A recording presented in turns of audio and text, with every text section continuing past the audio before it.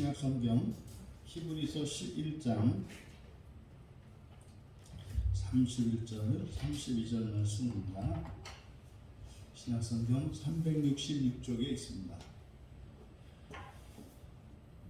우리 같이 31절과 32절 말씀을 함께 읽겠습니다. 믿음으로 기생 라합은 정탐꾼을 평안히 영접하였으므로 순종하지 아니한 자와 함께 멸망하지 아니하였도다.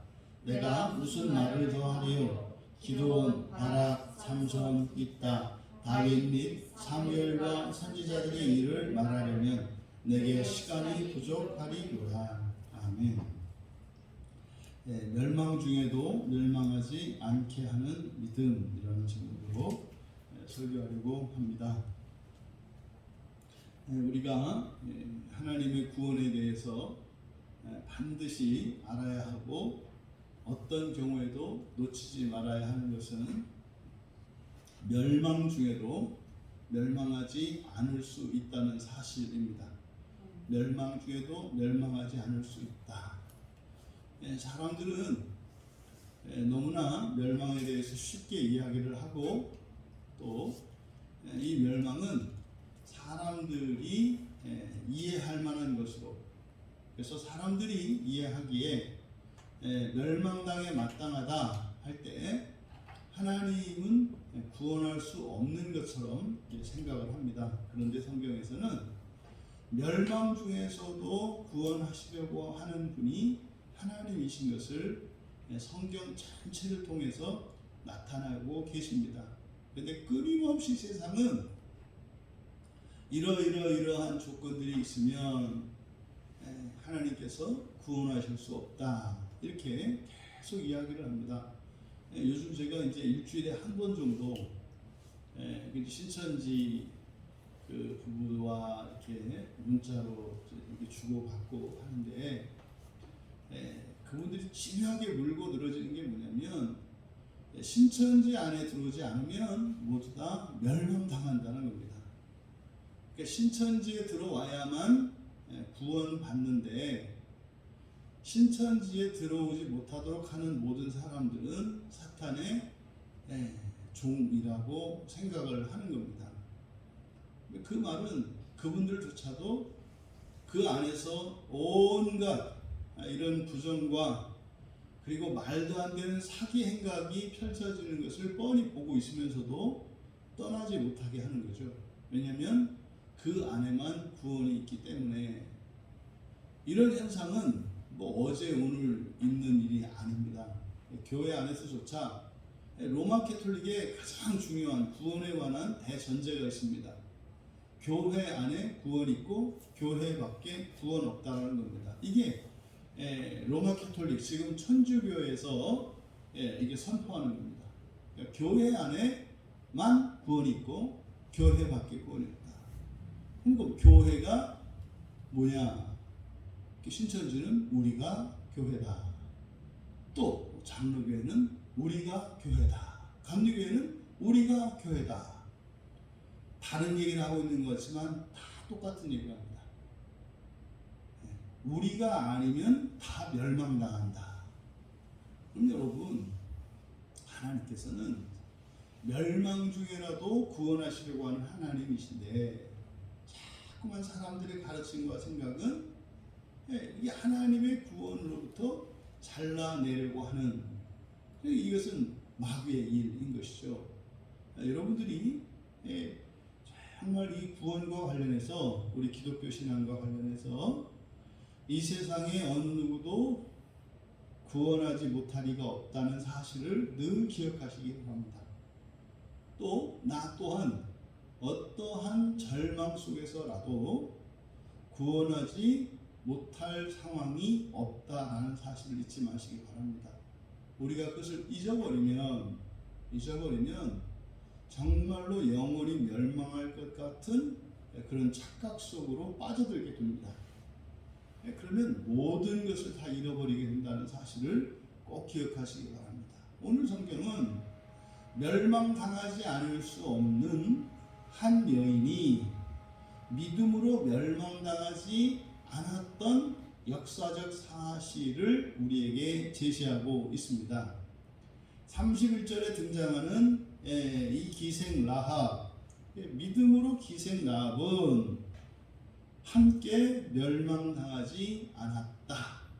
굉장히 중요한 얘기입니다.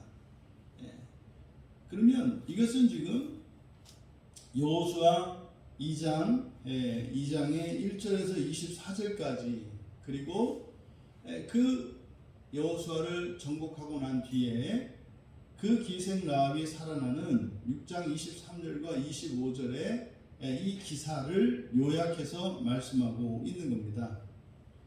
그럼 이 사건은 이제 이스라엘 백성들이 광야 생활을 마치고 여호수아를 이제 필두로 하여 요단강을 건너 가나안 땅에 들어갑니다.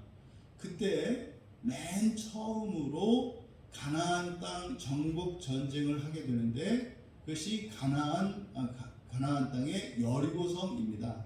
이 여리고성은 난공불락의 철옹성으로서 외부의 그 어떤 공격으로도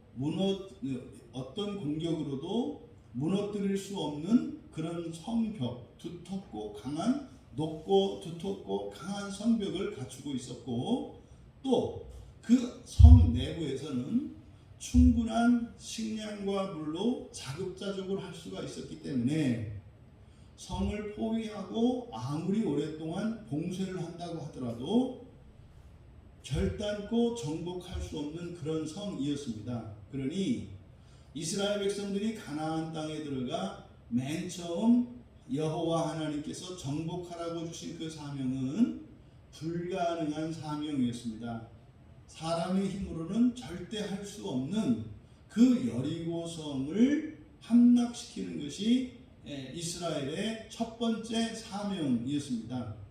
그런데 그 여리고성은 너무나 이 우상 숭배와 죄로 가득 차서 그 안에서는 건질 게 하나도 없었습니다. 그래서 그 성은 완전히 태워서 진멸해 버려야 하는 더럽고 죄악된 그런 성이었습니다. 그래서 그 안에 있는 그 어떤 것도 선한 것이 하나도 없었으며, 그 안에 있는 생명은 물론이요, 모든 물건까지도 반드시 불로 태워 진멸시켜 버려야 하는 아주 악한 것이었습니다.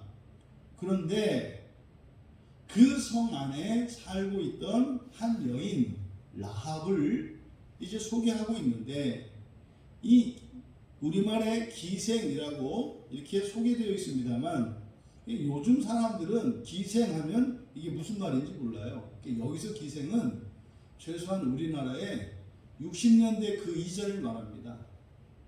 60년대 이전에 그 기생은 모르죠. 요즘 사람들은 그게 뭔지.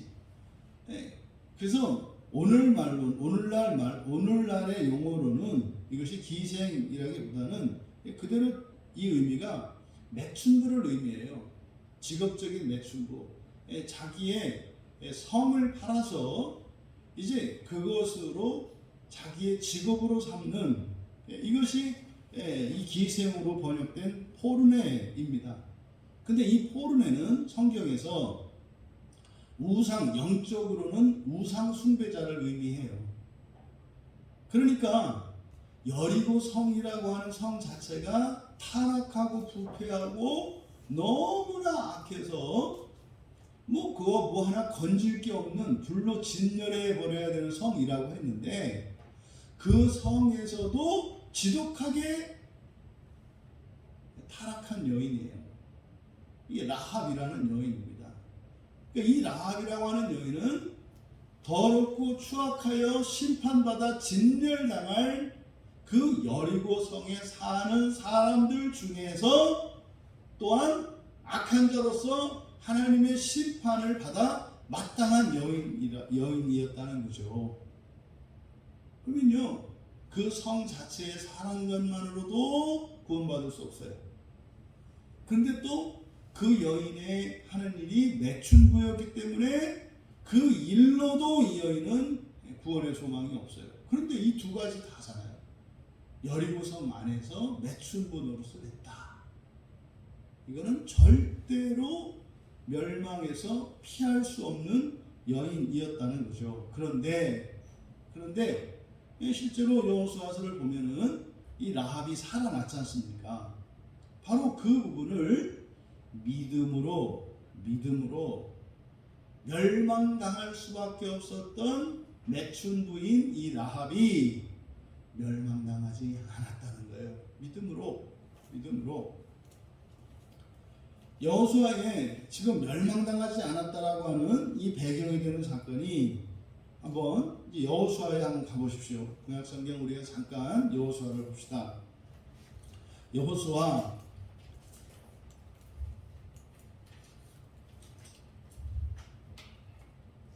2장 8절에서부터 11절까지 우리 같이 8절에서 11절까지 구약성경 320쪽에 있습니다. 우리 같이 한번 읽겠습니다. 또 그들이 눕기 전에 라합이 지붕에 올라가서 그들에게 이르러 말하되 여호와께서 이 땅을 너희에게 주신 줄을 내가 아노라. 우리가 너희를 심히 두려워하고 이 땅 주민들이 다 너희 앞에서 간담이 농나니 이는 너희가 애굽에서 나올 때에 여호와께서 너희 앞에서 홍해물을 마르게 하신 일과 너희가 요단 저쪽에 있는 아모리 사람의 두 왕 시온과 옥에게 행한 일 곧 그들을 전면시킨 일을 우리가 들었음이니라. 우리가 듣자 곧 마음이 녹았고 너희로 말미암아 사람이 정신을 잃었나니 너희의 하나님 여호와는 위로는 하늘에서도 아래로는 땅에서도 하나님이시니라. 그러면 라합이 멸망당하지 않은 것에 대해서 두 가지로 31절에 이야기하고 있어요. 지금 우리말 성경에는 정탐꾼을 평안히 영접한 것, 그리고 두 번째로는 평안히 영접한 것, 그래서 멸망당하지 않았다. 그 다음에 믿음으로 멸망당하지 않았다. 이렇게 두 가지를 말씀하고 있거든요. 근데 이제 원문은 먼저 믿음으로 함께 멸망당하지 않았다 이렇게 되어 있기 때문에, 그럼 믿음으로라고 했을 때 이 라합이 믿은 그 믿음이 무엇이겠는가, 그 믿음의 내용이 무엇이겠는가. 우리가 지금 여호수아 2장 8절에서 11절까지 읽었는데 거기 이제 9절에 보면 여호와께서 이 땅을 너희에게 주신 줄을 내가 아노라. 여러분, 그 여리고 성의 주인은 지금 여리고 성에 살고 있는 사람들이에요.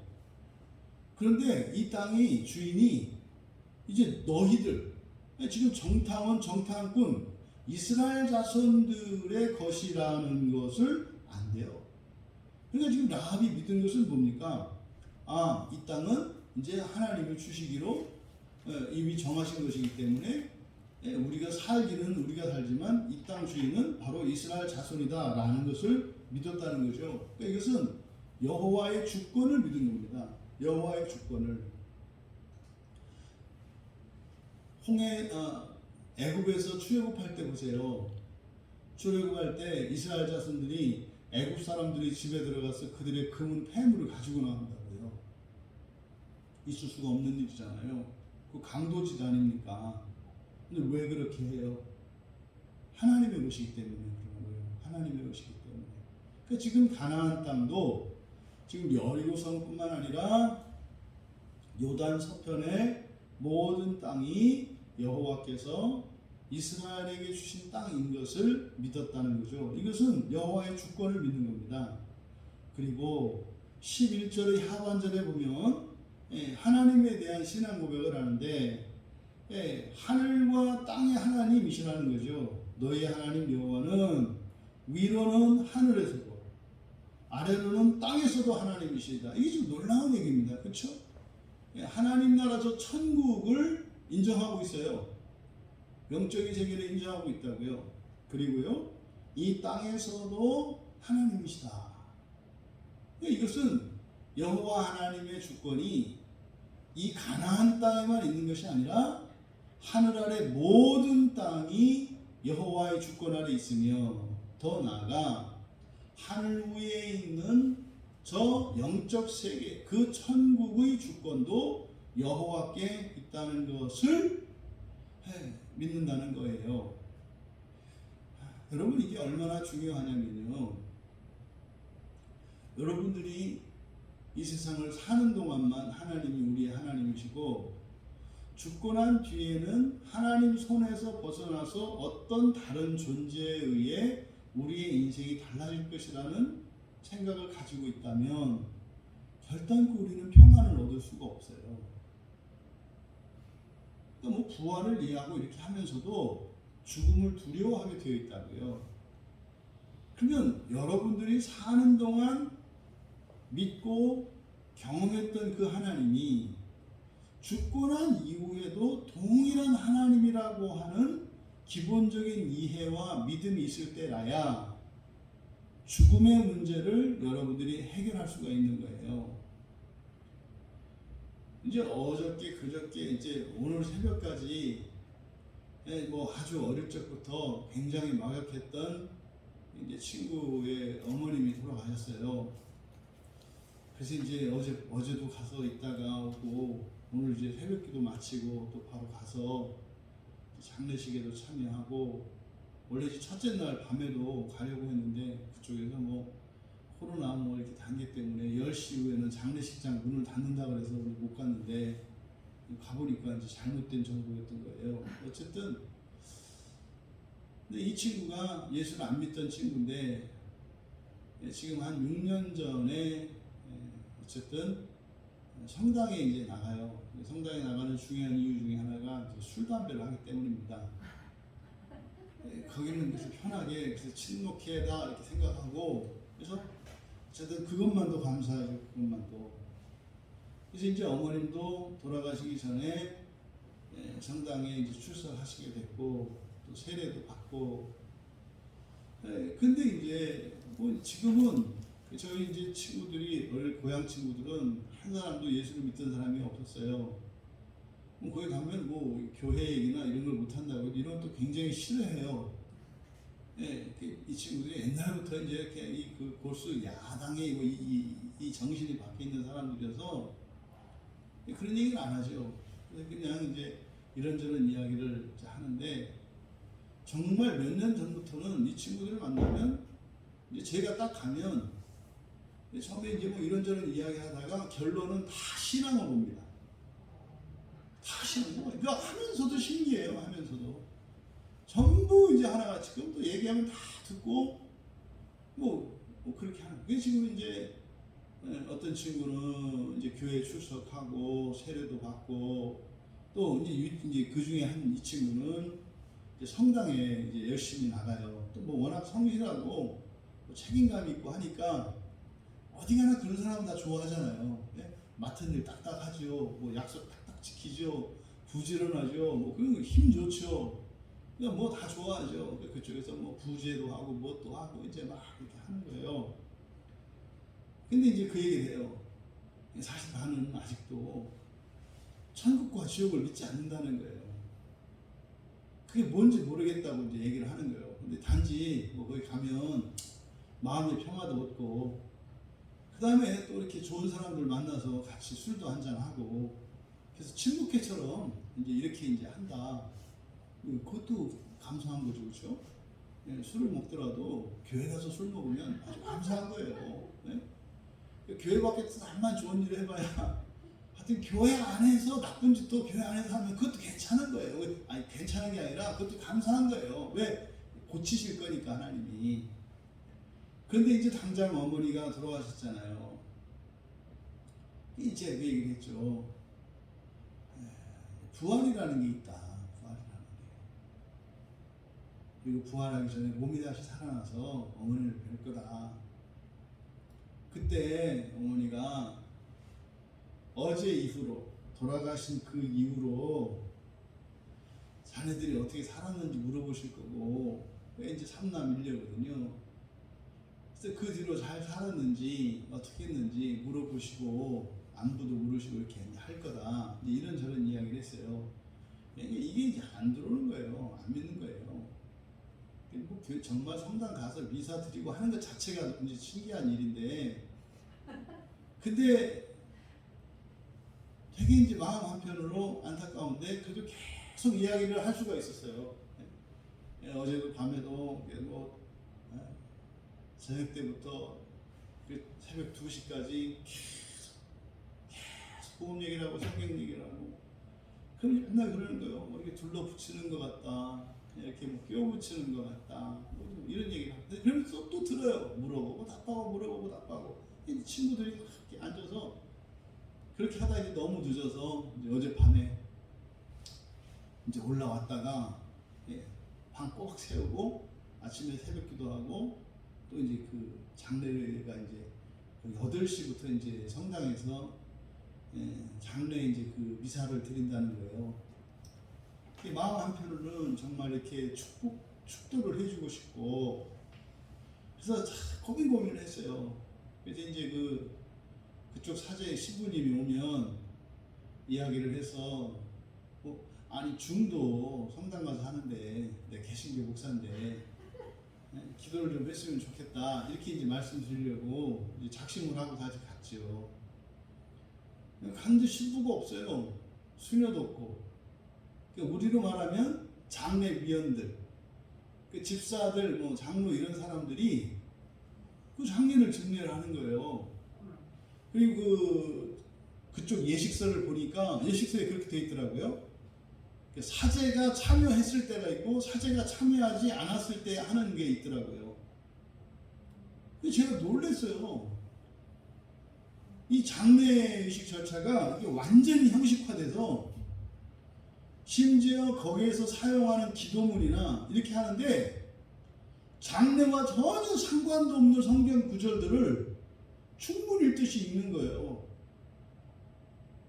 여호와는 나의 목자시니, 이런 식으로 그걸 계속 다 따라갔어요. 이렇게 내용을 전혀 장례와는 아무 상관도 없는 구절들을 그렇게 그 충문을 읽듯이 그렇게 읽고 있더라고요. 더욱 놀라운 것은요, 장례식 전체 과정에서 부활이라는 단어를 한 번도 사용하지 않아요. 부활이라는 단어를. 그래서 그 안에서는 뭐 이렇게 뭐 그 예식이 있으니까 그분들은 그게 이제 뭐 성례처럼 되어 있는 거니까 개입할 수 없어서 이제 다 마치고 운구에서 차에 이제 시신을 안치했어요. 이제 다 끝났잖아요. 그럼 여기서 또 이제 다른 절차가 있느냐? 없대요. 그럼 제가 잠깐 이제 이제 우리로 말하면 집사님 같아요. 뭐 장례위원장이겠지. 그분한테 그러면 제가 잠깐 유가족들과 이 장례를 기울여서 잠깐 제가 기도를 좀 해드려도 되겠습니까? 안 탁 변하는 거예요. 저분은 캐톨릭 신자입니다. 안 됩니다. 그 단호함이 느껴졌어요. 그 싸늘함이. 그래 물어봤어요. 그러면 앞으로 이후로 장례 절차가 어떻게 됩니까? 그들이 멍멍하는 거예요. 그러니까 뭐 막 해치우고, 지금 이제 제일 중요한 거는 이제 매장을 하는 그 이런 절차 과정들인데 여기서 따라가십니까? 멍멍하더라고요. 가기는 가야 되는데 사람들이 몇 사람이 없어서, 그리고 다 빠져버리고 유가족들만 혹태해가지고 그냥 보내버리는 거예요. 그래서 그 장례식을 보면서 이 코로나 때문이라고 저는 이제 믿고 싶어요. 왜냐면 제가 듣기로는 천주교 신자들이 있는 가정에 장례식을 치르고 나면 거기에 참여했던 그 문상객들이나 이런 분들이 또 유가족들 중에서 친인척들이 그 장례식에서 많이 감동을 받고 성당에 온다는 이야기를 제가 전에 들었거든요. 그랬는데 제가 막상 실상 거기에 참여해 보니까 분위기는 그런 분위기예요. 계속 와서 무슨 춤을 읽듯이 읽고 뭐하고 하면 하고 막 이렇게 하니까 뭘 하는 것 같은데, 들어가서 그 사람들이 읽는 것을 읽어보면 장래와는 아무 상관도 없고 부활에 대한 소망도 없고 아무것도 없어요. 맹탕이에요, 맹탕. 지금 이 장례를 정말로 이 캐톨릭 문제구나 라는 것을 오늘 새벽에 가가지고 그걸 느꼈어요. 그리고 여전히 천주교에서 우리 개신교를 대하는 이단시하는 이런 것을 보면서 우리들이 또 이단이라고 하는 교회의 사람들을 대하는 것과 똑같이 다른 사람들에 의해서 반복이 되고 있구나. 그러니까 하나도 안 달라진 거예요. 똑같이 다 진짜 타령 아닙니까? 진짜 타령.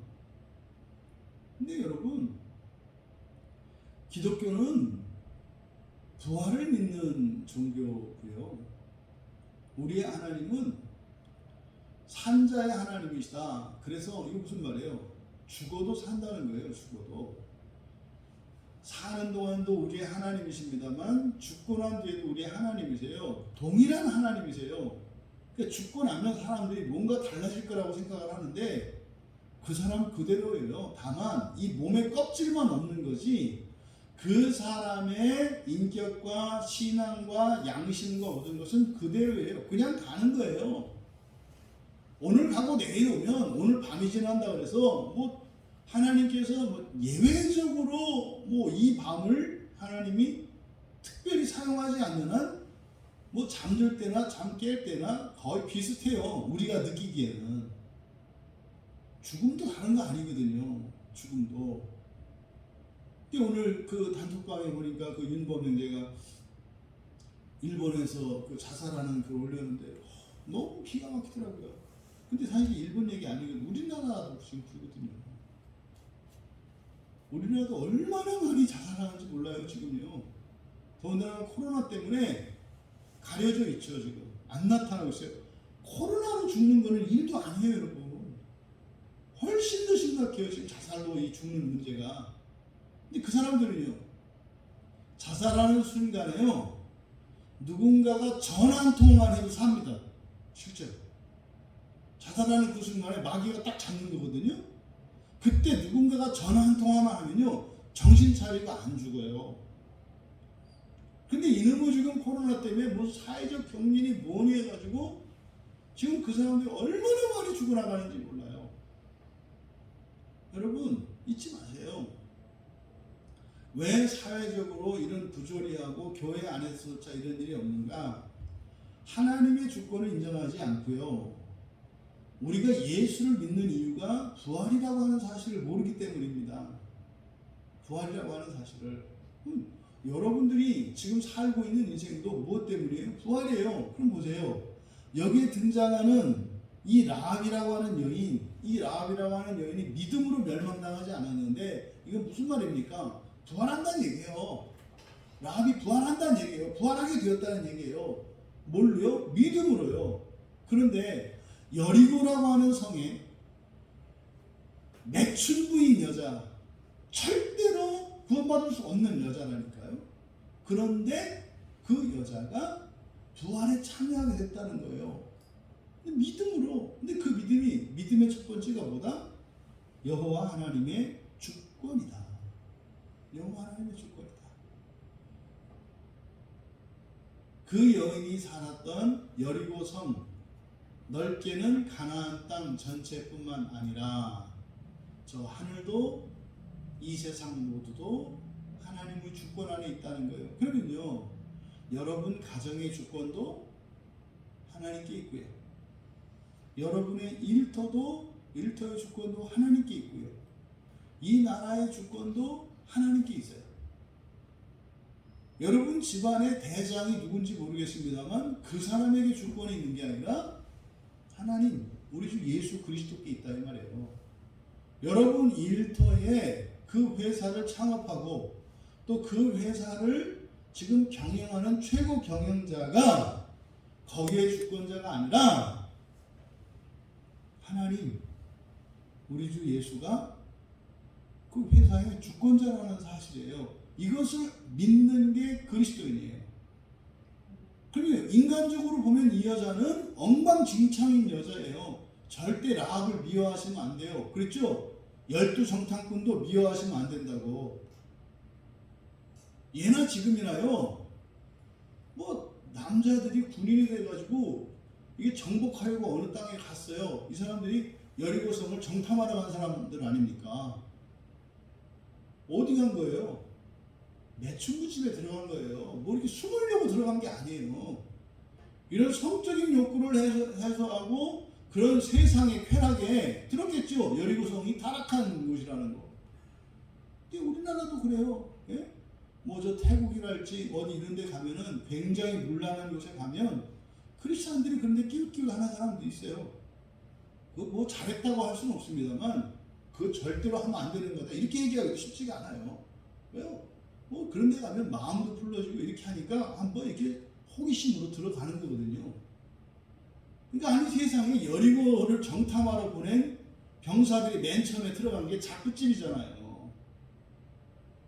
근데 거기서 그 여인을 만났는데 지금 타락한 정탐꾼을 소망이 없는 매춘부가 만났는데 거기에서 구원의 일이 일어난 사건이에요. 이 라합 사건은. 근데 이 라합은 누굽니까? 마태복음 1장에 보면 예수님 조상 안에 들어가 있어요. 이 라합이 이방인 여자예요. 그런데요, 믿음으로 멸망당하지 않았다는 거예요. 그러면 여러분, 우리가 예수를 믿는 사람들 아닙니까? 근데 왜 우리는 자꾸 이렇게 멸망당하는 것 같은 일들을 경험하냐 이 말이에요. 이 여인은 거기서 살아나잖아요. 살아나잖아요. 여러분들이 한번 고민해 보셔야 돼요. 두 번째로 이 기생 라합이 멸망당하지 않은 그 이유가 뭡니까? 정탐꾼들을 평화롭게 영접했기 때문이다. 이렇게 되어 있어요. 평화롭게 영접했기 때문이다. 예? 그러면 이거는 여호수아 2장 12절과 13절에 보면 이 라합의 말이 나오는데 이렇게 되어 있어요. 그러므로 이제 청하노니 내가 너희를 선대하였은즉, 이렇게 나와요. 내가 너희를 선대하였은즉 너희도 내 아버지의 집을 선대하도록 여호와로 내게 맹세하고 내게 증표를 내라. 그리고 나의 부모와 나의 남녀 형제와 그들에게 속한 모든 사람을 살려주어 우리 목숨을 죽음에서 건져내라. 이거 오늘 우리가 새벽에 보았던 이 하나님의 구원이 한 사람을 통해서 이 대표성의 원리에서 구원된다는 것을 우리가 봤잖아요. 노아 한 사람을 하나님께서 의롭다 하셨을 때 그로 말미암아 그의 가족, 더 나아가 이 지상에 있는 모든 생물들의 종이 보존이 되었어요. 한 사람으로 말미암아. 그럼 여기 기생 라합도 마찬가지입니다. 예? 이 매춘부인 라합으로 말미암아 그 집안 형제들, 자매들, 부모, 형제 할 것 없이 심지어는요 그 집들에 속해 있는 식솔까지 구원에 대해서 요구를 해요. 근데 이거를 받아준다니까요. 근데 왜 여러분 한 분이 믿으면 여러분의 부모, 형제와 조상과 자손들이 구원받는다는 걸 왜 안 믿냐고요. 이건 무슨 말입니까? 얼커니 내가 믿어서 구원받았다 이게 아니라 똑바로 신앙생활 하라는 얘기예요. 나의 신앙생활은 그냥 내 하나의 문제가 아니라 뭐예요? 돌아가신 부모님과 할아버지, 할머니 앞으로 살게 될 자손들과 영향이 있다 이 말이에요. 제가 그 장례식에서 그 얘기를 했다고요. 다른 건 몰라도 자네가 정말 뭐 효자였어요. 근데 이제 이 친구가 결혼을 안 해서 이제 그게 최고 죄죠. 장남인데 결혼을 안 하는 바람에 평생 이제 그게 사실은 이제 부모님께 죄책감에서 벗어나기가 쉽지가 않아요. 근데 정말로 지극하게 어머니를 효도하고 아주 착한 아들이었죠. 근데 이제 최고로 효도한 게 예수님을 믿은 거죠. 예수님을 믿은 거예요. 그 얘기를 해줬다. 아버지는 뭐 이미 한 40년 전에 아니지 한 20년 전에 돌아가셨는데 아버지는 예수 안 믿고 돌아가셨거든요. 자네 때문에 종말에는 아버님도 부활을 하신다네. 그러니까 자꾸 나 이렇게 위로하려고 하지 말라는 거예요. 너무 끼워맞추는 것 같다 이 말이에요. 그래서 그게 아니고 성경이 그렇다네. 그래도 그러면 예수 안 믿을 사람이 어디 있냐는 거예요. 그러면서 이제 그 옆에 있는 친구들한테 그래요. 야 너도 예수 믿고 너도 다 믿어라. 야 뭐 이거 믿으면 뭐 이렇게 한다는데 야 그러니까 이제 막 묻는 거예요. 그런데 거기서 아무도 농담으로도 나도 믿어야 되겠네 안 나와요. 이상하죠. 그래? 그럼 나도 믿지 이렇게 나와야 되는데요. 그 말이 안 나와요 이 복에서. 그러니까 이 친구도 듣고도 뭐 그러면 좋겠다고 하면서 그거를 믿지를 않아요. 야 내가 목사고 내가 성경에 있는 거를 얘기하는데 왜 네가 내 말을 안 믿고 그렇게 그것을 나보고 지어낸다고 하냐. 근데 그 내용이 너무 놀라운 사실이니까. 이 세상에 그런 건 없거든요. 그런 게 어디 있어요. 내가 예수를 믿었다고 해서 돌아가신 아버지가 정말에 구원을 얻고 부활한다는 게 말도 안 되는 얘기잖아요. 네? 아버지가 무슨 교회를 한번 갔어요. 성경을 한번 봤어요. 기도를 한번 했어요. 그러니까 이 친구 생각은요. 아니 그러면 구원하면 안 되는 거예요. 나 정도는 돼야 구원해야 되는 거죠. 왜? 나는 교회도 뭐 6년 동안 다녔고 봉사도 했고 뭣도 했고 그러니까 사실 뭐 나도 믿음도 잘하고 이렇게 하지만 그래도 나는 이렇게 구원받을 만한 근거가 나에게 있다는 거죠. 근데 여기서 뭐라고 해요? 믿음으로 구원받는 것이고요. 근데 믿음으로라고 하는 것이 아무런 실천이 없느냐? 있다는 거죠. 제 친구의 경우에는 믿지도 않으면서 교회를 드나들고 미사를 드리고 뭐 신부님을 아주 깍듯이 섬기고 이건 아주 목사는 아주 우습게 하면서 신부한테 하는 거 보면 아주 이게 생각난단 말이에요. 아주 그냥 뭐 깍듯이 막 이렇게 하고 뭐 교황 승가가 어떻고 그래서 뭐 지난번에 신부님이 이제 그 친구가 이제 뭐 학교에 뭐 테니스를 치러 오는데 뭐 정문에 나가서 문을 열어줬더니 신부님이 그렇게 좋아했고 어쨌든 그런 실천이 있다 이 말이에요. 없는 믿음도 실천이 항상 함께 있어요. 함께. 그러면 이 라합이 한 얘기는 뭐예요? 내가 너희를 여호수아 2장 12절에서 내가 너희를 선대하였은즉 이 얘기예요. 너희를 선대하였은즉 여기서 선대했다. 여기 헤세드예요. 헤세드. 헤세드는 친절이라고 그랬죠. 친절한 행동, 친절을 베푸는 게 헤세드예요. 헤세드는 사랑이 아니에요. 우리말 성경에 인자, 자비 이렇게 번역이 되어 있어서 헤세드를 자꾸 사랑이라고 얘기하시는 분들이 목사님들 중에 되게 많아요. 아니에요. 친절입니다. 친절한 행동 이런 거죠. 도움을 주고 어려울 때 도와주는 거, 선대하는 거 이게 헤세드예요. 그러니까 라합이 이 정탐꾼들에게 선대했다. 그래서 이 헤세드를 70인역에서는 이게 보통 이 헤세드는 엘레오스로 번역을 한다고요. 그래서 자비, 친절 이렇게 번역을 하죠. 그러면 라합이 이 정탐꾼들에게 선대했다라고 하는 게 이게 무엇을 의미하는가?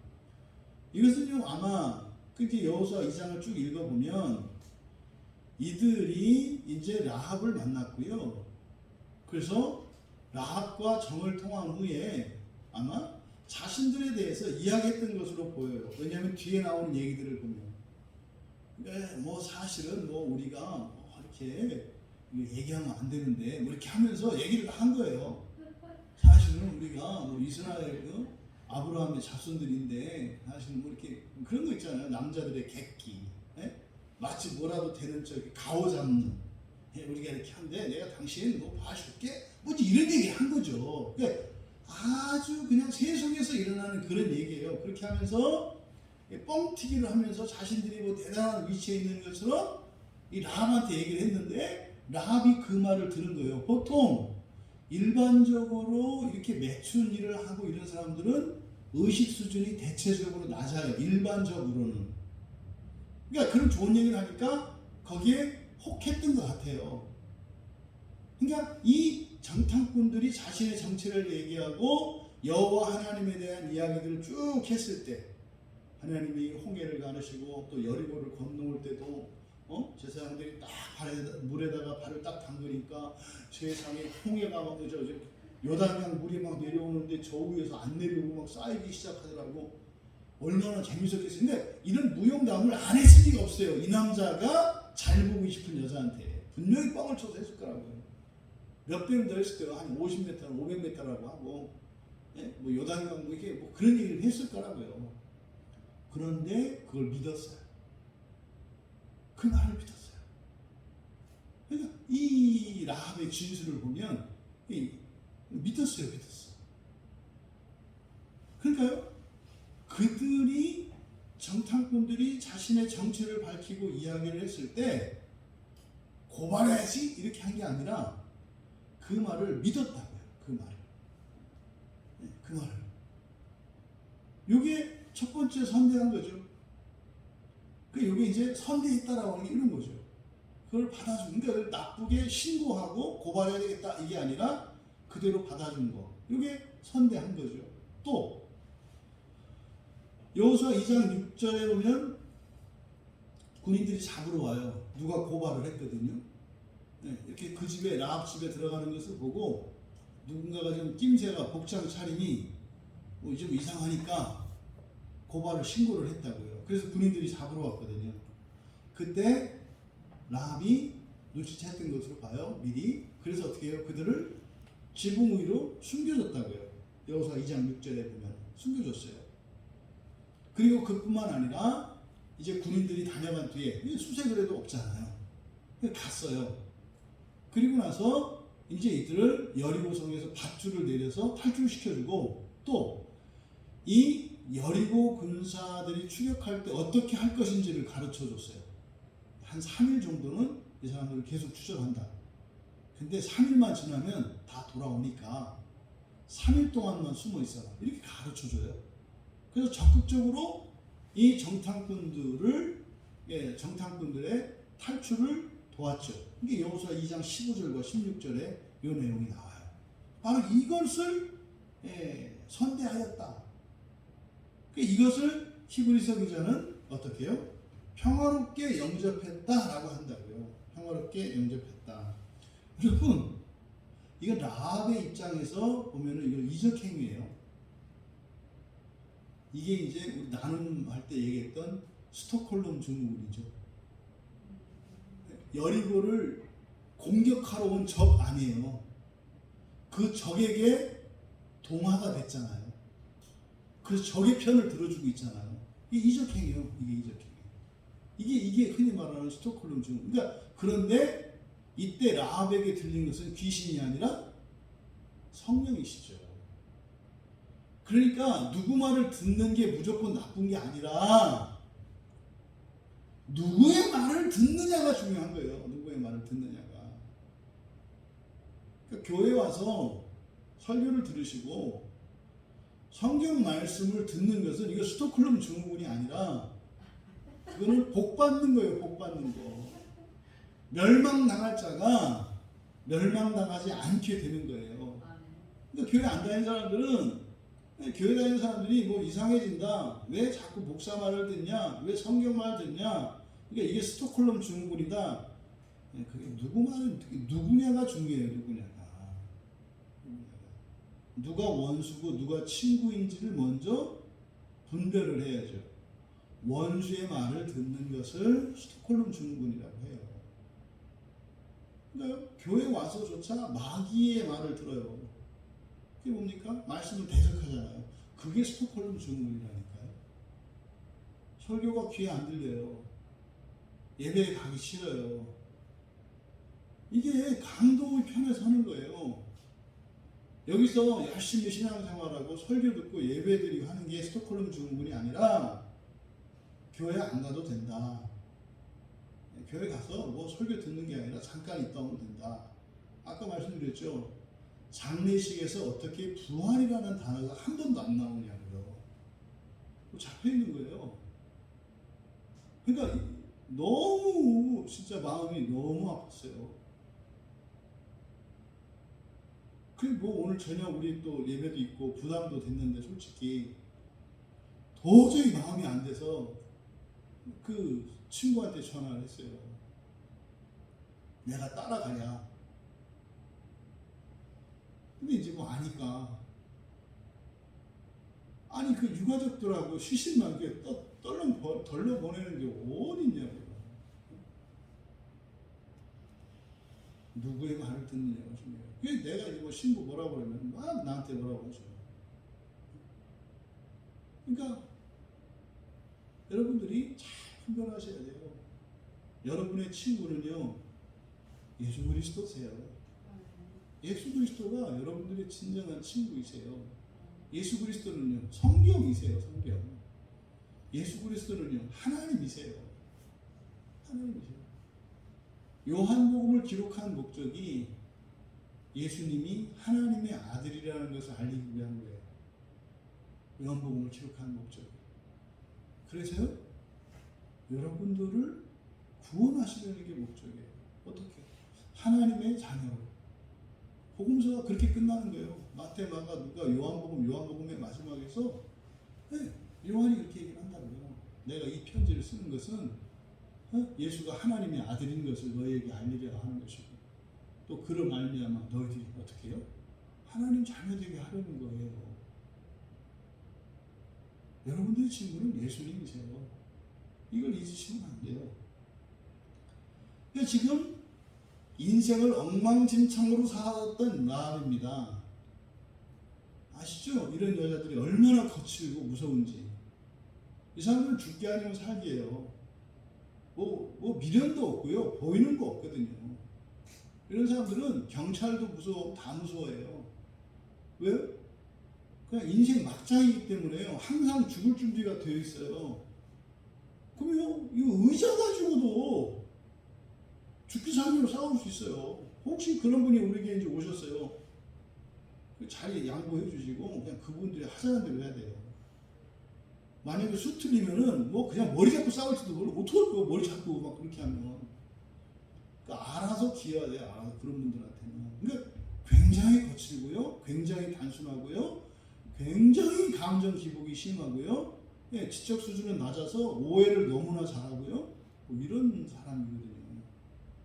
그런데 믿음으로 그리고 선대한 그것으로 멸망당하지 않을 수 있었다는 거죠.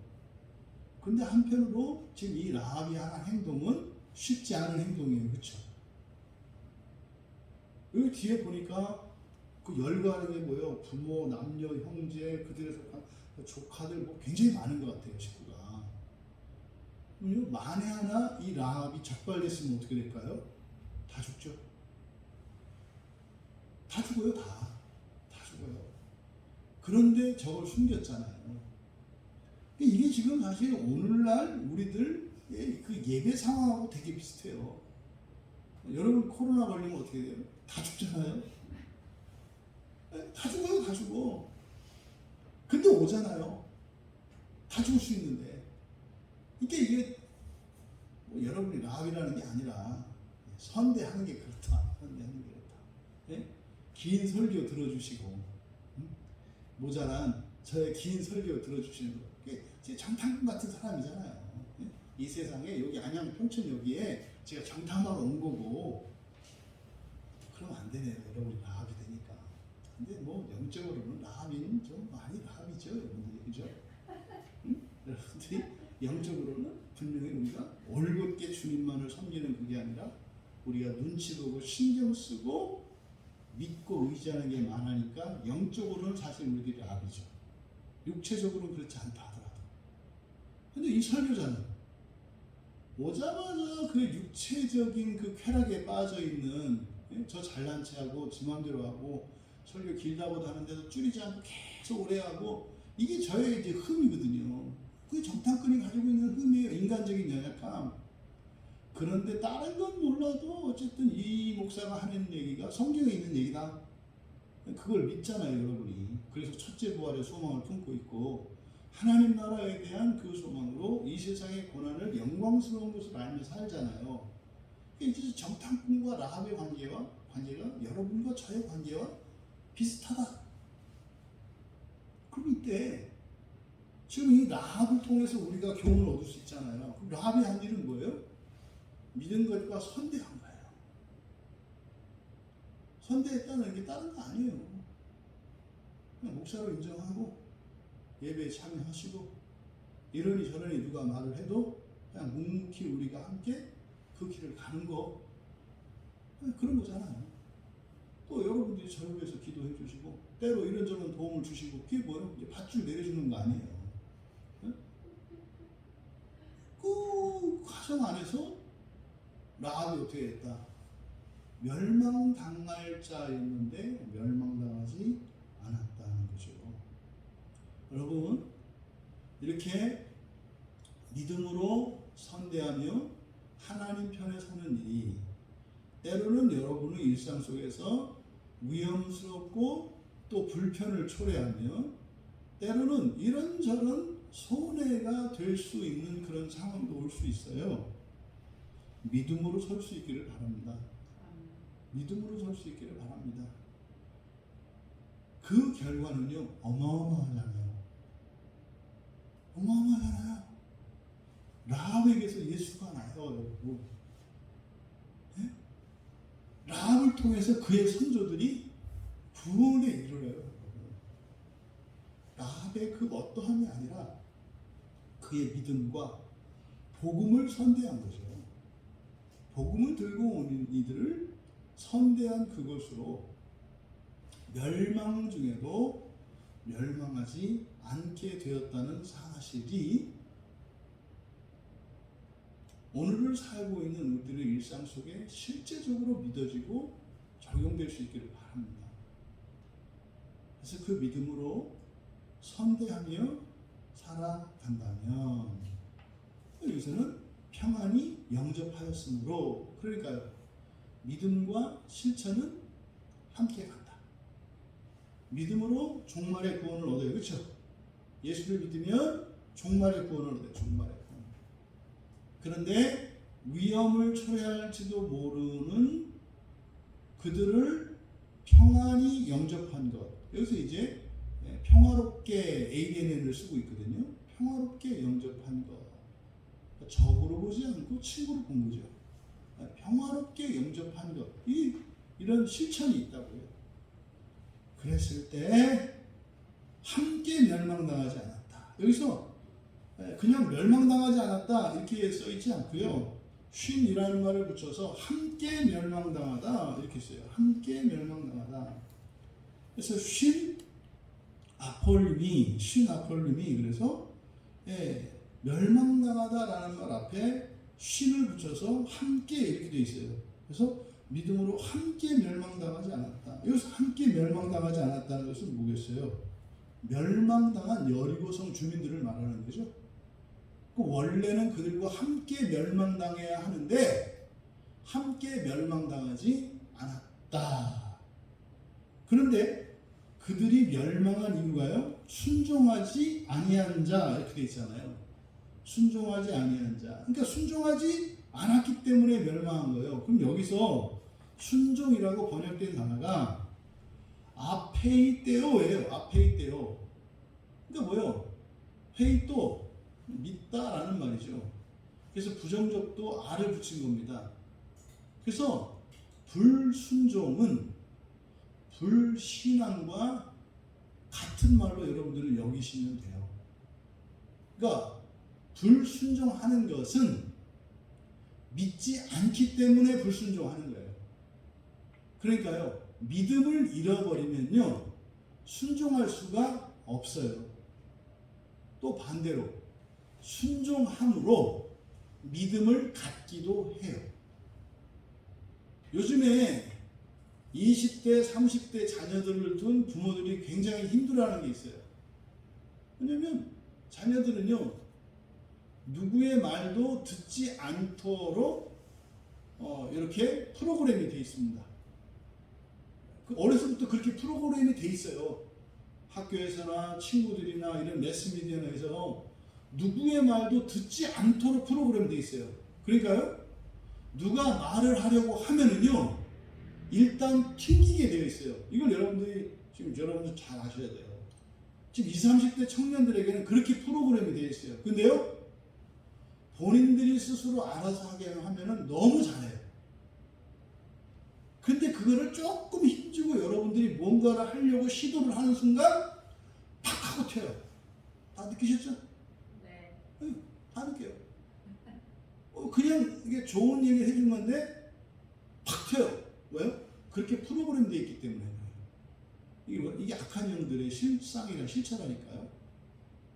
그래서 요즘에 그 청년들에게는 함부로 이게 좋은 뜻을 가지고라도 그렇게 가르치는 방식으로 들어가서는 여러분들이 원하는 그대로 되지 않아요.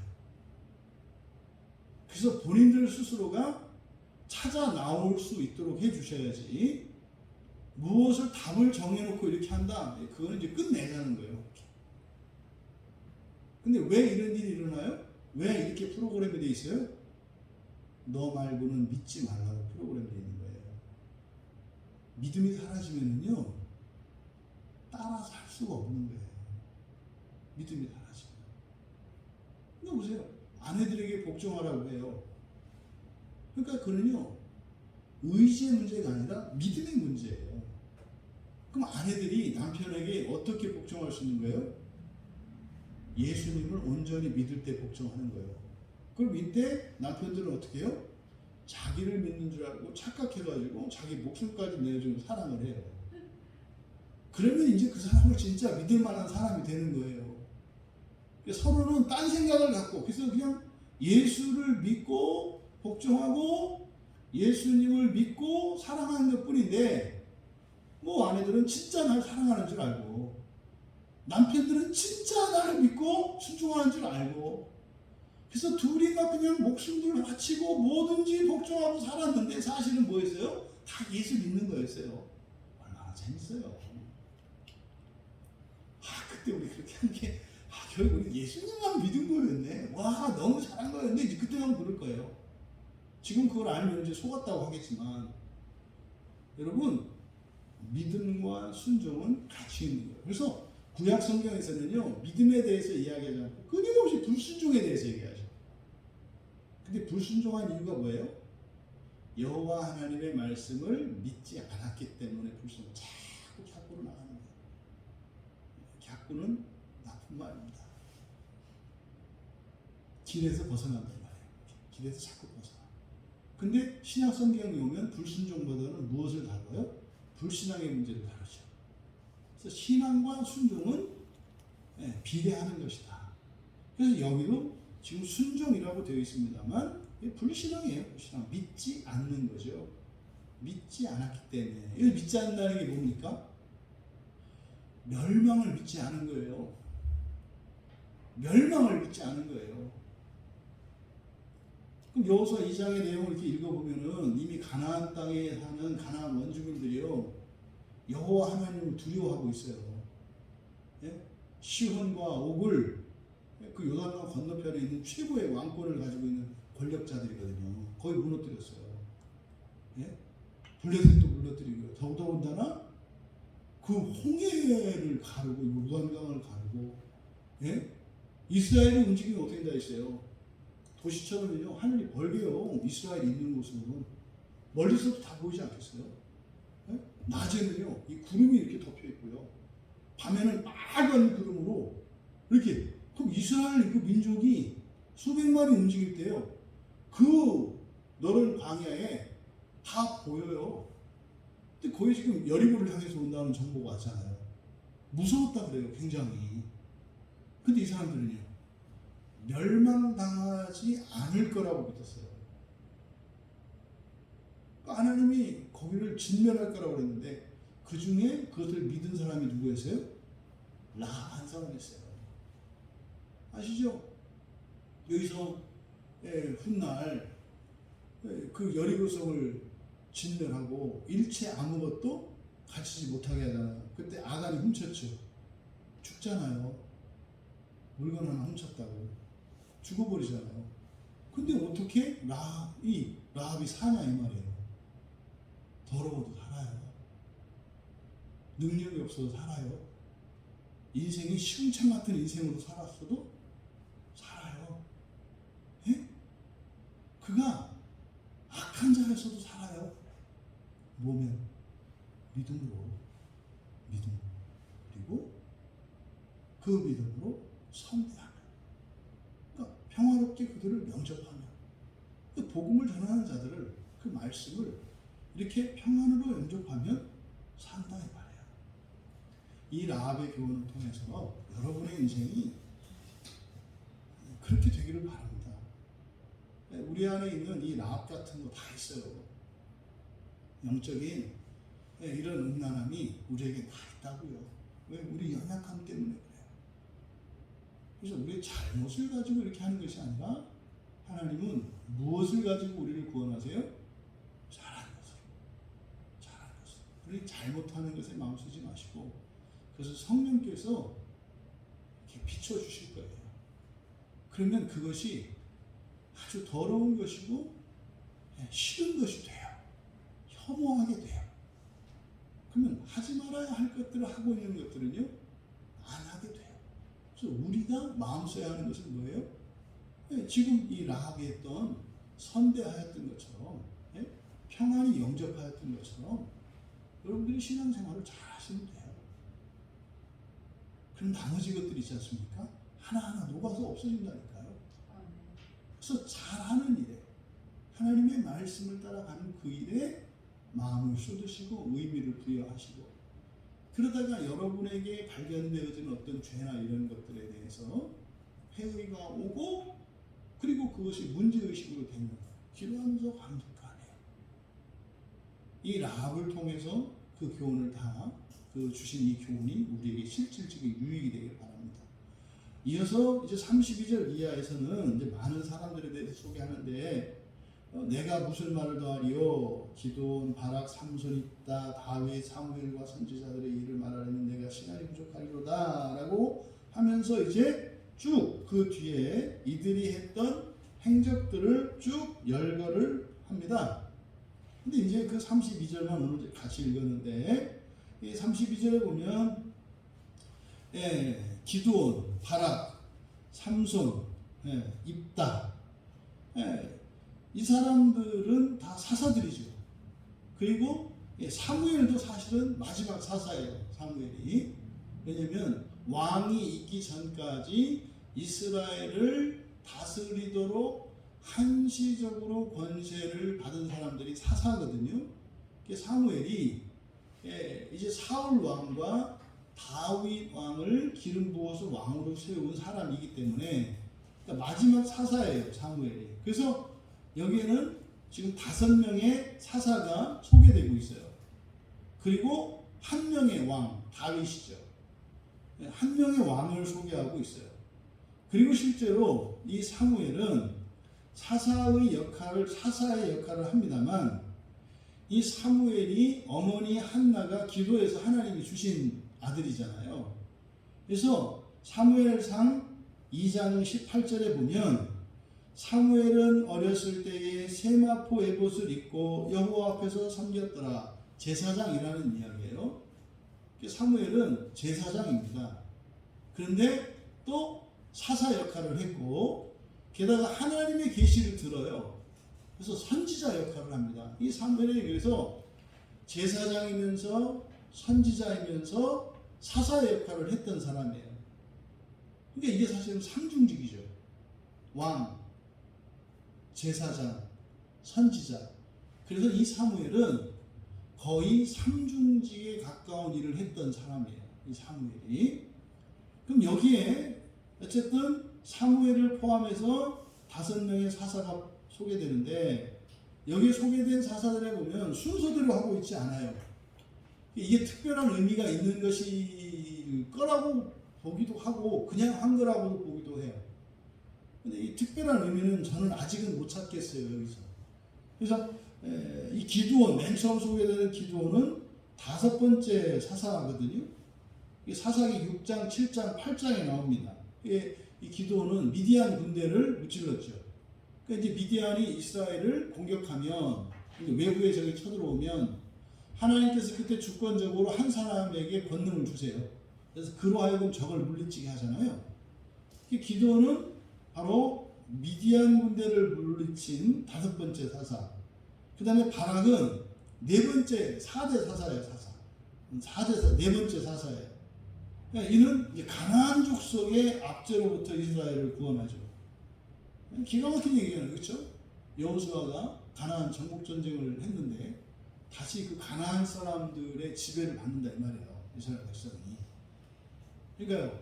이렇게 주인과 종으로 살았는데 어느 날 종이 주인을 겁주는 형국이 된 거죠. 굉장히 비참했겠죠. 그때 이제 바락이 가나안 족속으로부터 구원해요. 이게 이제 사사기 4장과 5장에 나오는데 사실 바락이 혼자 했다기보다는 사실은 그 여자 사사인 드보라의 그늘에 사실은 가려 있어요. 드보라와 함께 하잖아요. 그래서 주인공은 드보라죠. 근데 어쨌든 하나님이 사사로 부르셨어요. 바락. 그리고 이제 삼손은 사사기 13장에서 굉장히 길게 13, 14, 15, 16장 이게 4개의 장에 걸쳐서 이제 삼손이 소개가 되는데 이 삼손은 이제 블레셋을 괴롭힌 사나이죠. 블레셋이 무서워했던 사사가 이 삼손입니다. 그리고 이제 입다가 소개되는데 이게 이제 말도 많고 탈도 많은 입다예요. 근데 이 입다는 사사기 11장과 12장에 걸쳐 소개되는데 원래 이 입다는 서자죠. 길르앗의 서자입니다. 그래서 차별을 받던 오늘말로 말하면 이렇게 차별받고 따돌림 당하는 그랬던 사람이에요. 이게 떠돌아다니고 이게 방랑벽이 있던 그런 사람이죠. 그런데 하나님께서 그를 사용하셔서 입다는 암몬 족속을 무찌르는데 공헌을 합니다. 여기에 이제 먼저 앞서 소개된 4명의 사사이고 그 다음에 왕을 소개하고 있어요. 왕을 소개하는데 원래는 이스라엘 첫 번째 왕은 사울이잖아요. 그렇죠? 근데 여기에 다윗이 소개되고 있어요. 그럼 여기에 소개되는 사람들은 무엇과 관련해서 소개하고 있는 겁니까? 믿음과 관련해서 소개되고 있는 거예요. 전부 믿음과 관련해서 소개되어 있는 겁니다. 그래서 이스라엘의 10왕 가운데 믿음으로 그 왕의 노릇한 사람을 다윗이라고 히브리서 기자는 이야기를 하는 거죠. 또 이 다윗은 사무엘상 16장에서부터 사무엘하까지, 그래서 사무엘상, 사무엘하가 있는데 사무엘상 15장까지는 사무엘에 대한 이야기고, 그래서 사무엘이 다윗을 세우는 이야기. 이게 사무엘상 16장에서부터 뒤에 이어지는 사무엘하까지 여기가 다윗을 다루는 거예요. 예, 물론 거기에 이제 사울에 대한 소개도 나오죠. 그리고 사무엘상, 사무엘하가 끝나고 열왕기가 나오잖아요. 그래서 열왕기 왕들에 대한 사적을 그릴 때 누구부터 시작을 해요? 이제 솔로몬부터 해서 남유다의 왕들과 북이스라엘의 왕들이 교차하면서 이게 쭉 소개가 되죠. 열왕기 상하에 이제 솔로몬 이후의 왕들. 근데 사실은 그때, 그러니까 사무엘하는 다윗의 시대예요. 근데 이제 열왕기에 들어가면 솔로몬으로부터 시작되는 왕들의 시대가 되는데, 이 사무엘과 열왕기의 차이점이 뭐냐면, 사무엘상 다윗 때까지는 통일 왕국이에요. 그냥 한 나라였어요, 한 나라. 근데 열왕기에 들어가면은 솔로몬의 아들 르호보암 때부터 이제 북이스라엘 여로보암과 아래 솔로몬의 아들인 르호보암이 르호보암에 의해서 이 나라가 이 둘로 쪼개가지죠. 그래서 그때부터는 분열 왕국이라고 해요. 그래서 다윗의 왕국, 통일 왕국을 하나님이 세워주셨는데 하나님이 어떻게 해요? 그 뒤로 나뉘어요. 그래서 계속 타락하다가 멸망당하잖아요. 그래서 다윗을 소개한 것은 하나님께서 주신 그 나라가 믿음으로 다스려질 때 하나의 통일된 국가를 유지했어요.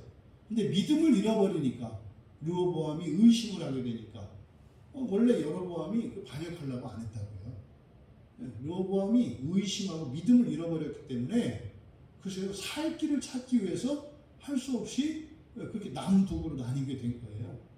그래서 지금 여기서 다윗을 소개하고 있는 것은 성경의 사무엘상 16절에서 사무엘하 24장에 걸쳐 소개되고 있는데 이때가 통일왕국 시대고 왕으로서는 두 번째 왕이었는데 믿음으로 왕의 직분을 감당했던 사람으로 소개하고 있는 겁니다.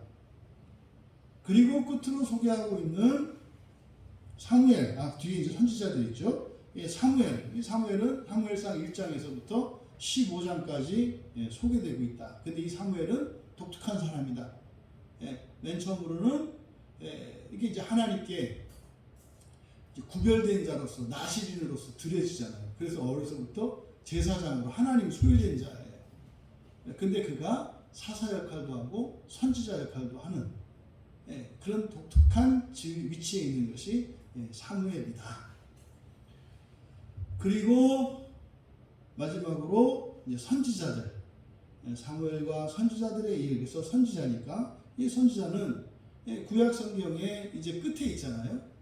구약 성경의 끝에 위치하고 있는 이 선지서, 여기서 대선지서 5권의 책과 소선지서 12권의 책에 등장하는 주인공들이죠. 그런데 선지서는 17권으로 되어 있습니다만 예레미야 애가는 예레미야와 동일한 선지자 예레미야가 기록한 것이기 때문에 그래서 여기에 소개되고 있는 선지자들은 전체 16명인 거죠.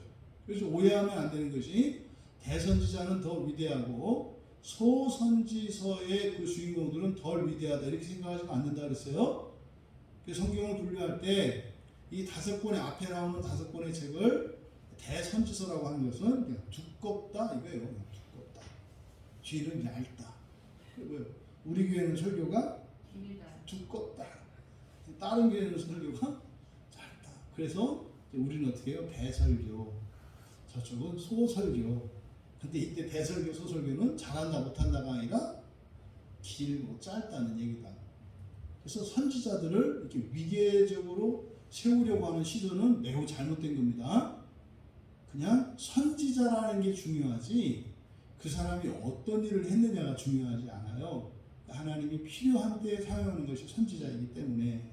그래서 이 32절에서 내게 시간이 부족하다. 말하려면 시간이 부족하다. 그래서 실제로 여호수아가 가나안 땅을 정복한 이후에 이스라엘 전체 역사 사사로부터 멸망당하기까지잖아요. 사사로부터 멸망당하기까지 할 얘기가 얼마나 많겠어요. 그래서 뒤에 이스라엘의 역사 전체를 간략하게 요약하고 있습니다. 그 내용은 다음 주에 우리가 살펴보도록 하겠습니다. 우리 잠깐 말씀을 생각하며 기도할 때 오늘 우리가 설교한 내용의 핵심은 사실은 라합에 관한 것입니다. 정말 타락하고 부정하여 돌멩이 하나도 손대면 안 되는 부정한 도시였던 그 여리고 거기에 살던 사람들 중에 가장 부정한 여인이었던 라합도 멸망당하지 않고 구원받을 수 있었다면 여리고성 안에 살았던 사람들이 얼마나 많이 구원받을 수 있었겠습니까? 그런데요, 라합은 멸망당할 것이라는 것을 믿고 하나님의 구원을 의지했고 여리고성 안에 살던 모든 사람들은 멸망당할 것이라는 것을 믿지 않았고 하나님의 구원을 바라지 않았다는 겁니다. 오늘 여러분은 과연 여러분이 멸망당할 수밖에 없다는 사실을 또 이 세상이 멸망당할 것이라는 것을 믿고 있습니까? 그럼 여러분은 정말 멸망당하지 않고 구원에 이르기를 원하십니까? 여러분들이 라합이 하였던 것과 같이 신앙을 따라 살아가는 그것이 이러냐 저러냐 온전하냐 여기에 있는 것이 아니라 실천하는 그것이 정탐꾼을 영접한 것이고 믿고 영접한 그것으로 라합 한 사람을 통해서 그의 모든 가족까지 구원에 이르게 되었고, 놀라운 것은 라합 그 한 여인의 후손에 예수가 있어요. 결국은 그 여인으로 말미암아 온 인류가 구원에 이르게 되잖아요. 여러분, 라합과 같이 음란한 사람이 되나? 그건 아니죠. 우리가 라합보다 낫다고 생각한다면 라합보다 더한 일을 할 수 있는 거 아니겠습니까? 이 시간 함께 은혜를 구할 때 정말 멸망당하지 않을 수 없었던 그 라합을 통해 그 라합을 구원하신 하나님이 그 믿음으로 그리고 그 선대함으로 구원하셨던 하나님이 나를 구원해 주시고 나를 하나님의 구원의 도구로 사용하여 주셔서 참으로 우리의 가족 모두와 우리의 주상과 자손은 물론이고 온 열방을 구원해 주시옵소서. 우리가 은혜를 구하며 기도합니다.